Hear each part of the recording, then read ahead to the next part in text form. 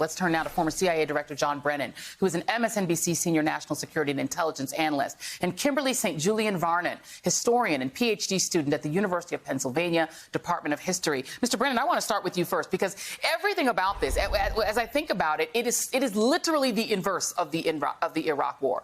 You know, it is clear that they were not going to be greeted as liberators. Our intelligence was pristine, really seemed to nail it 100%. Biden chose to release that information, which seemed to block every avenue and every tactical avenue that Putin could have tried. You know, the failure was almost baked in because this man clearly didn't understand the people of Ukraine, that they want nothing to do with being an appendage of his country. It was failure, failure, failure. And I think I can't look past the fact that the American president really seemed to understand it and did understand Europe. Just give us your analysis of this, just as an intelligence failure on Russia's part and an intelligence success on the part of the United States.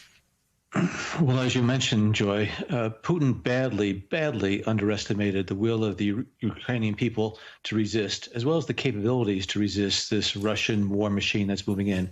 In addition, he underestimated the international community's resolve to confront what he's doing here with very, very stiff economic, financial, and other types of sanctions, and to lend support, tangible support, in terms of weapons and other things flowing into Ukraine to resist this unjust Russian invasion. And so therefore, I give the U.S. intelligence community a lot of credit. Clearly, that was behind what President Biden said over a week ago, which was he was confident and convinced that Russia was going to invade.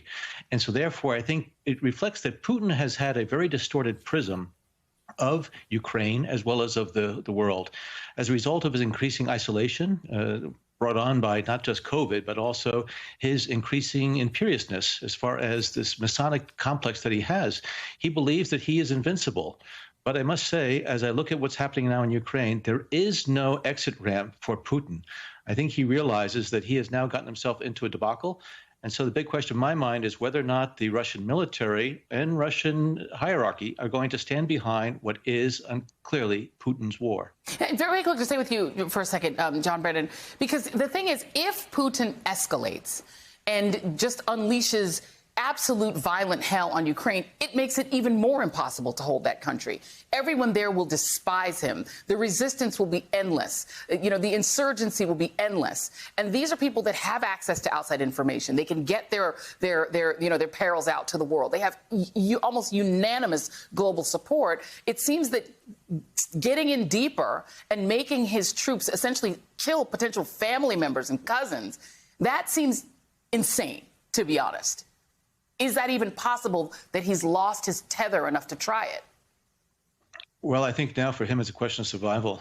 And unfortunately, I think he's going to be increasingly desperate and will reach for some desperate options.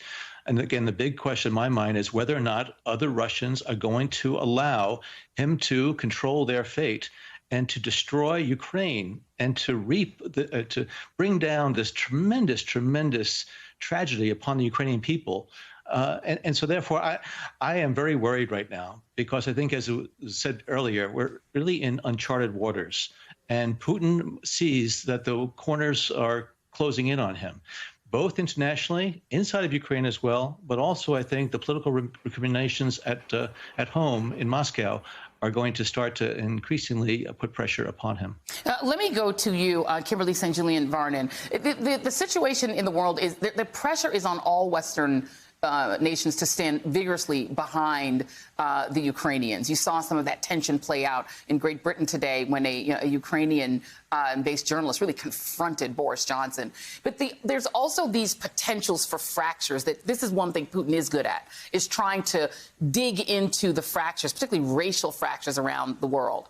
There have been reports of Africans, of African students, particularly medical students and others who were in Ukraine studying, and also, just non-Ukrainians from around the world who study in Ukraine not being able to get out. We're just showing some of those pictures right now. And it's created an opportunity for disinformation and for fracturing the united support that there has been for the Ukrainian effort. What do you make of the potential for that to become a problem? Because we don't know who is doing the denying.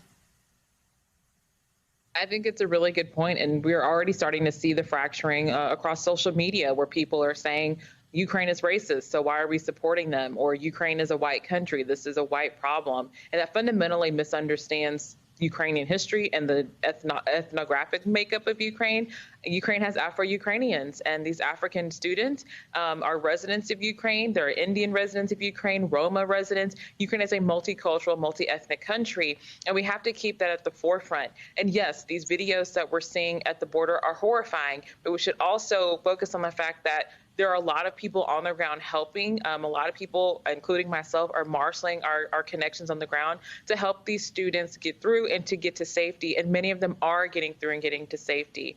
We have to be very careful with how we frame this question, but also to the extent we allow our emotions drive our responses. The best thing to do is to try to navigate this as well as we can and provide resources, because Russia will take advantage of this and use it as disinformation, as we have seen with the George Floyd protests in 2020 and we've seen in the 2016 election. And, it's very important you said that, because we've been talking about this just in our meetings today on the show. And what I've said is that I want to hear from, the African Union. I want to hear from specific countries that have students.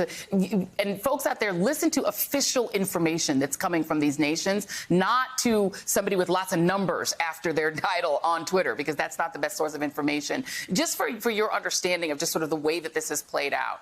If there's an insurgency, in your view, in Ukraine, my sense, just as a civilian not knowing anything about this, is that it would be long and bloody. These people are never going to submit to Vladimir Putin. How dangerous does that make this ongoing situation? You're right on both counts. And as I've said, as a historian of Ukraine and the Soviet Union, Putin will not control Ukraine until the last Ukrainian has taken their last breath. So I think that means we're going to see a long, drawn-out struggle. And, I've said this before in other interviews, that also means our ethnic minorities, who are visible minorities, are an increased threat. We have not seen anything about the Russian behavior that makes us think they will be nice or take care of anyone that they happen upon, especially visual and visible minorities. So I would think that we need to kind of garner our resources, but also, and I've been saying this on social media, if you are an African or Indian or Roma resident of Ukraine, the best thing to do right now is to stay put and try not to cross right now, because, this is a war zone and it's only going to get worse. Absolutely. And anything bad that happens to somebody of color at those borders will immediately be picked up by the Kremlin and used to try to bolster their utter failure thus far to try to take hold of a country that doesn't want them. John Brennan, Kimberly St. Julian Varnon, thank you both very much. We'll have both of you back. And